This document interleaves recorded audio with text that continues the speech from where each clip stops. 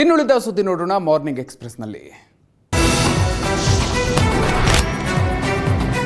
BRT ಹುಲಿ ಸಂರಕ್ಷಿತ ಅರಣ್ಯದಲ್ಲಿ ಮತ್ತೆ ಬೆಂಕಿಗಾಹುತಿಯಾಗಿದೆ. ಚಾಮರಾಜನಗರ ಜಿಲ್ಲೆಯ ಬಿಳಿಗಿರಿ ರಂಗನಾಥ ಹುಲಿ ಸಂರಕ್ಷಿತ ಪ್ರದೇಶದ ಲೋಕನಹಳ್ಳಿ ಅರಣ್ಯ ಪ್ರದೇಶದಲ್ಲಿ ಬೆಂಕಿ ಬಿದ್ದು ಅಪಾರ ಪ್ರಮಾಣದ ಕಾಡು ಬೆಂಕಿಗಾಹುತಿಯಾಗಿದೆ.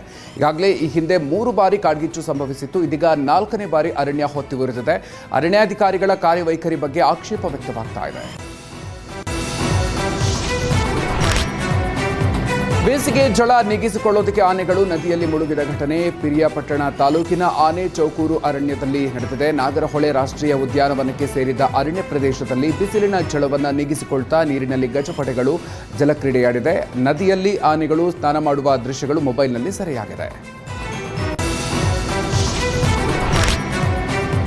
ಕನಿಷ್ಠ ವೇತನಕ್ಕೆ ಆಗ್ರಹಿಸಿ ಕೊಡಗು ಜಿಲ್ಲಾ ಪಂಚಾಯತ್ ಎದುರು ಸಿಐಟಿಯು ನೇತೃತ್ವದಲ್ಲಿ ಗ್ರಾಮ ಪಂಚಾಯಿತಿ ನೌಕರರು ಪ್ರತಿಭಟನೆ ನಡೆಸಿದರು. ಕರ್ನಾಟಕ ರಾಜ್ಯ ಗ್ರಾಮ ಪಂಚಾಯಿತಿ ನೌಕರರ ಸಂಘದ ಕೊಡಗು ಜಿಲ್ಲಾ ಸಮಿತಿಯ ವತಿಯಿಂದ ವಿವಿಧ ಬೇಡಿಕೆಗಳ ಈಡೇರಿಕೆಗೆ ಆಗ್ರಹಿಸಿ ಜಿಲ್ಲಾ ಪಂಚಾಯತ್ ಮುಂಭಾಗ ಬೃಹತ್ ಪ್ರತಿಭಟನೆ ನಡೆಯಿತು.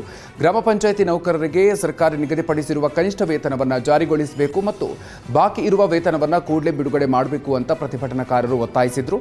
ನಂತರ ಜಿಲ್ಲಾ ಪಂಚಾಯತ್ ಮುಖ್ಯ ಕಾರ್ಯನಿರ್ವಹಣಾಧಿಕಾರಿಗಳ ಮೂಲಕ ಪಂಚಾಯತ್ ರಾಜ್ ಇಲಾಖೆಯ ಕಾರ್ಯದರ್ಶಿ ಅವರಿಗೆ ಮನವಿ ಪತ್ರವನ್ನು ಸಲ್ಲಿಸಲಾಯಿತು.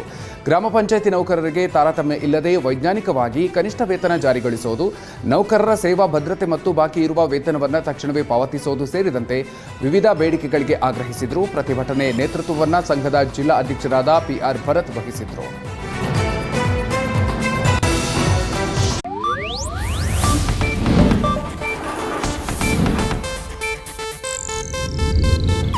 ಇದು ಏಷ್ಯಾನೆಟ್ ನ್ಯೂಸ್ ನೆಟ್ವರ್ಕ್ ಪ್ರಸ್ತುತಿ.